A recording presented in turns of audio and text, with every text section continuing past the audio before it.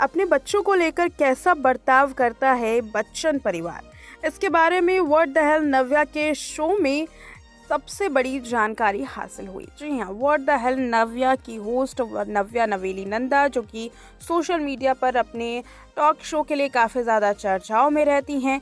नव्या हर बार बच्चन परिवार की private life को अलग अलग तरीके से व्यूअर्स के सामने प्रेजेंट करती हैं, या यूँ कह लीजिए कि नव्या ने ये समझ लिया है कि व्यूअर्स को आखिर क्या पसंद है, जैसे स्टार्स के बारे में सब कुछ जानना, और नव्या यही काम कर रही हैं। सबसे लोकप्रिय परिवार बच्चन परिवार की प्राइवेट लाइफ के बारे में अनगिनत चीज़ों के बारे में अब तक खुलासे हो चुके हैं। इस शो के पहले पार्ट से लेकर दूसरे पार्ट तक अलग अलग तरीकों से नव्या ने बच्चन परिवार के कई सीक्रेट्स को खोला है। फैमिली ब्रेकफास्ट से लेकर डिनर क्या करती हैं, हर चीज़ बताई गई है। इसी बीच में लेटेस्ट एपिसोड सामने आया है, जिसमें नव्या ने बच्चन परिवार की परवरिश को लेकर सवाल किया कि आखिर बच्चन परिवार परवरिश को लेकर क्या सोचता है, बच्चों को लेकर क्या सोचता है, और किस तरीके से उन्होंने अपने बच्चों की परवरिश दी।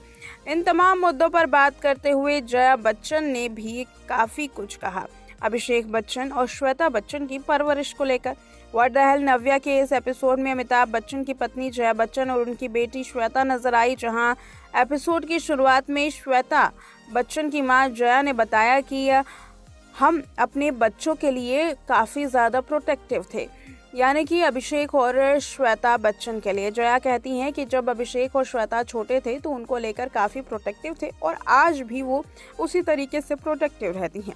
जया ने कहा कि हमने ऐसा इसलिए कहा क्योंकि हमने ये देखा है और हमने इससे काफ़ी कुछ सीखा भी है।